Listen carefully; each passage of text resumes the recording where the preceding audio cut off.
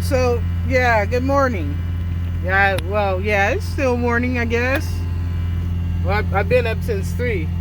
I've been up since 3. You see this? Let me see. You see that? You see that area over there? You see that? You probably can't because it got okay. First of all, it's raining, right? So it's raining, right? So you see that parking lot over there where all those trailers are, and you see that little tiny street right there. So I had to drive my truck. I came the wrong way. I was supposed to go that way. I was supposed to be coming from this way, but I ended up coming from this way. So I had to go into that lot. I was gonna have to go in that lot anyway. I had to go into that lot, right?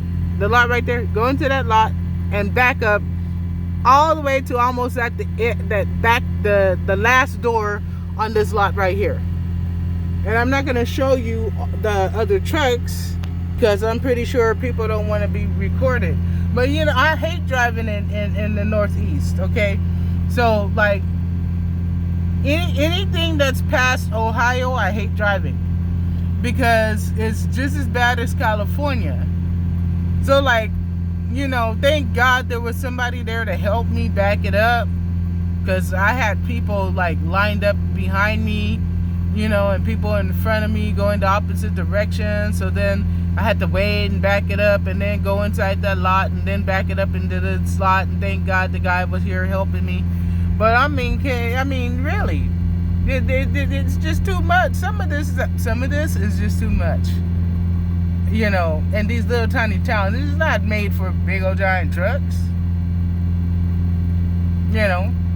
Now, granted, if I had came in the right way, I probably would have had to have all this problems because I could have just went up and just backed it up.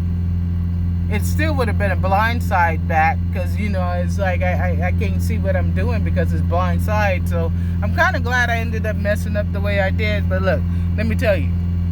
Let me tell you. When you driving a truck, it's really nerve-wracking. When you're driving in the rain, and you're hush up and keep your head hush up, Margaret. All my GPSs have names, and my GPSs gave me the wrong directions. And then when I came here, the guy told me, I told you not to use the GPS. What could I do? Could I get upset for him for telling me, hey, I told you not to use GPS? No, I couldn't. He told me not to use the GPS, even though all 3 of them agreed. I have 3 GPS 3. You would think that they would get it right, but no, taking me down little tiny microscopic streets. You know, it's nerve-wracking sometimes.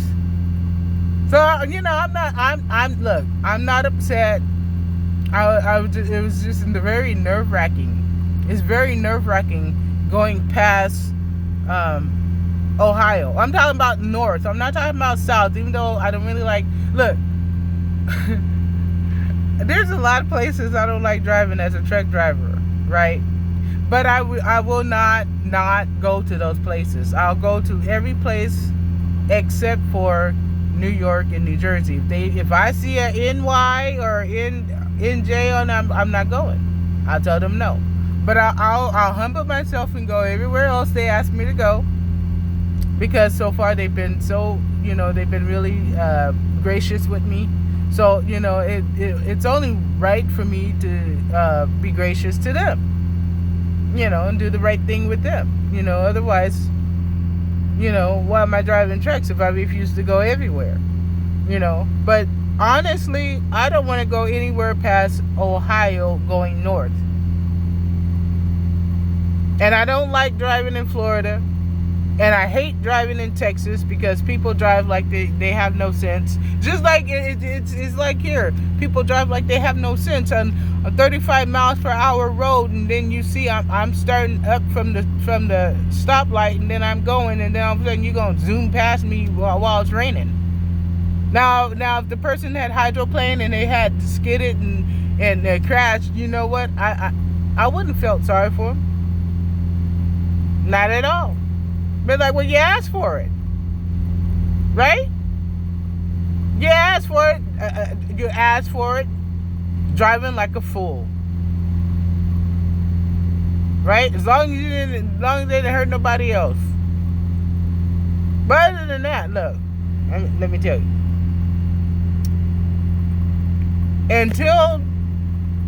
Until they start doing all this mandatory test and mandatory this and mandatory that, I'm okay with the driving. You know, right now I have a roof over my head. I get paid to drive my home around. I live in a mobile home. Now, the minute they start talking about forced, mandatory, this, that, and the other, then I have to, I'll have to do something else. But, I always said before it got to this point, if you ever needed a job, you could always get you a job driving. Because as long as you keep your driver's license in good standings, you'll always be able to get a job. Now, that may not be true within the next couple of years, but at this time being, I still see people in different truck driving groups still getting hired driving trucks. So, look, I'm just trying to tell you, it's good, but it can be very nerve-wracking because of how people are rude and they drive. The weather's crazy, and then you get to the point to where you may get used to driving the truck. So, if I'm backing up or something like that, I am very aware that I'm driving a truck, and it only happened because the last time before I ended up getting laid off from my other company before I came here, my very first day on the job, when I made my turn, a right turn into a thing, I scratched up my truck.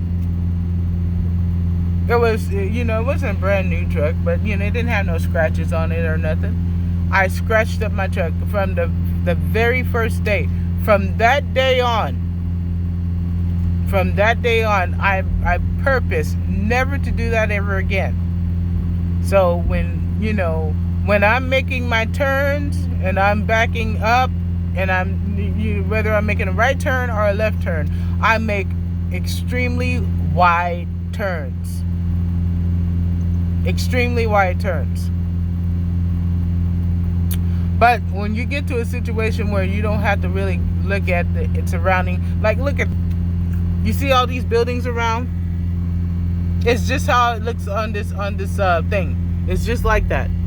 Everything's so close together. This is one of those places where you have to be real careful what you do, because if you don't, you're gonna end up destroying your own truck or destroying somebody's property. But if it's not like this, if I'm in a place like there's certain places like in Kansas or Oklahoma or in places like even in Iowa and places like that where the streets are really wide, it's nothing but dirt area. If you mess up, you can go up somewhere and make a U-turn, not mess up your fenders and your fairings, and it's like driving a car. So you get used to it. So you're driving it like it's car. You may even find yourself like doing one of these things because you get used to it.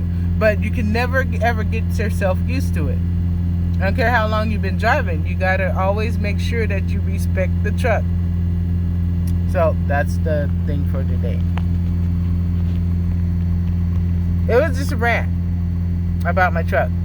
Okay? All right.